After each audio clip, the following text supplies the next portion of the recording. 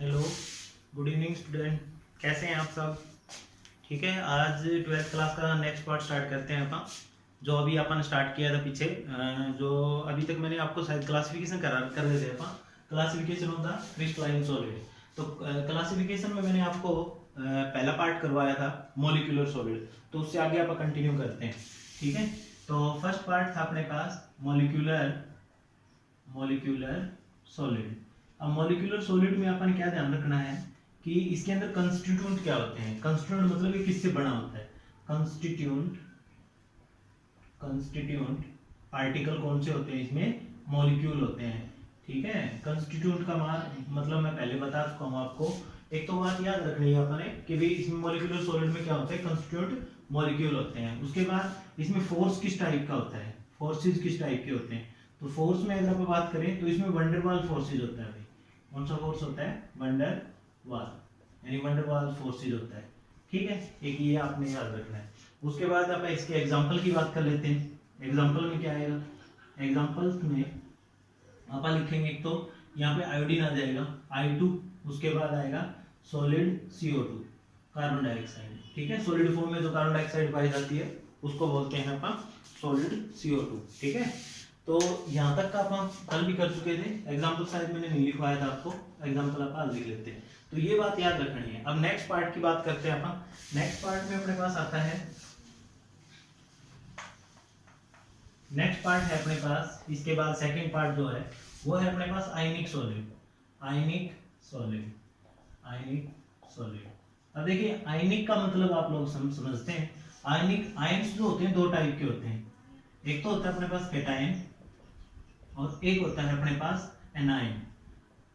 ठीक है, उसके बाद कैटायन जो होता है इस पे, इसको हम पॉजिटिवली चार्ज भी बोलते हैं, और ये जो होता है अपने पास इसके हम नेगेटिवली चार्ज बोलते हैं। ठीक है, आयन दो टाइप के होते हैं। तो सिंपल सी बात है, अब आयनिक सॉलिड है तो इसमें कंस्टिट्यूएंट पार्टिकल क्या होंगे, कंस्टिट्यूएंट पार्टिकल वो क्या हो जाएंगे, कैटायन एंड एनायन। सिंपल सी बात करेंगे अपन यहाँ पे, यानी इसमें जो कंस्टिट्यूएंट पार्टिकल हो जाएंगे वो क्या हो जाएंगे, कैटायन और एनायन हो जाएंगे। ठीक है, तो ये अपने पास इसमें एग्जांपल आ जाएगा।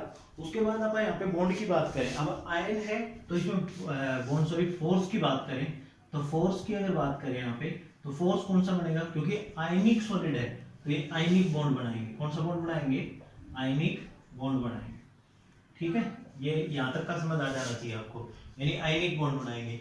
अब अगर एग्जांपल की बात करें तो एग्जांपल में क्या आ जाएगा, एग्जांपल भी ले लेते हैं इसका। तो एग्जांपल में आ जाएगा तुम्हारे पास आयनिक सॉलिड। अब आयन में देखो क्या क्या चीजें होती हैं। आयन यानी NaCl, सोडियम क्लोराइड। ठीक है, तो सोडियम क्लोराइड इसका एग्जांपल हो जाएगा NaCl।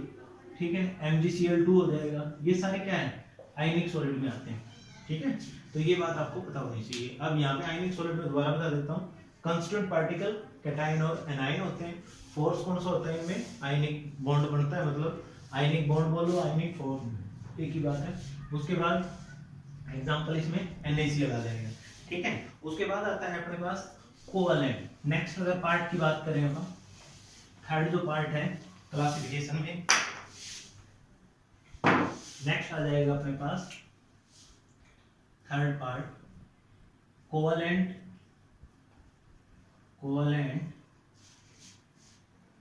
या फिर हम इसको नेटवर्क सॉलिड भी बोलते हैं, नेटवर्क सॉलिड। ठीक है, दो नाम से जाना जाता है। तो अब यहाँ पे क्या होगा, देखिए कोवैलेंट बॉन्ड समझना पहले जरूरी है। कोवैलेंट का क्या मतलब होता है, यानी कोवैलेंट बॉन्ड जो होता है वो शेयरिंग ऑफ इलेक्ट्रॉन से बनता है। फॉर एग्जांपल की अगर बात करें अपन, एग्जांपल से बता देता हूँ मैं। जैसे मान लो मैंने क्या किया, मैंने यहाँ पे लिखा सोडियम ऑक्साइड, ये है सोडियम ऑक्साइड। ठीक है, अब सोडियम ऑक्साइड है, सोडियम ऑक्साइड को नहीं, अब कोई दूसरा एग्जांपल लेते हैं।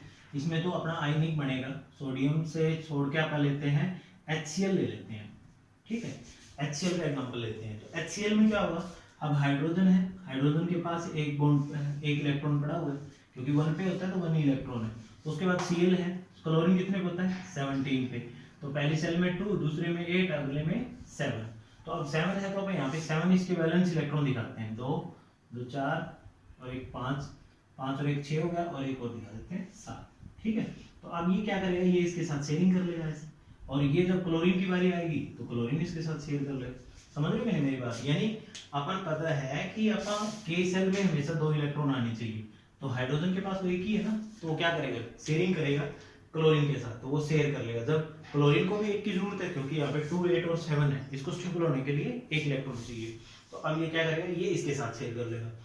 तो अब यहाँ पे जो शेयरिंग से जो एक जो पेयर होता है ना इलेक्ट्रॉन का, वो एक बॉन्ड बनाता है, तो ये बॉन्ड फॉर्म हो जाता है, और this bond is known as the covalent bond. Covalent bond समझ आया कि नहीं आया?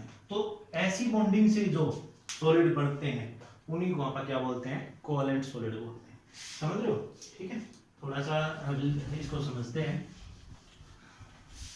तो यहाँ पे अगर आप बात करें तो इसमें जो कंस्टिट्यूएंट पार्टिकल हो जाएंगे, कंस्टिट्यूएंट पार्टिकल क्या हो जाएंगे, एटम हो जाएंगे। ठीक है, क्योंकि एटम से मिलके बनेगा, एटम को ही आप क्या करते हैं, शेयरिंग कराते हैं और फिर वो बॉन्ड बनता है।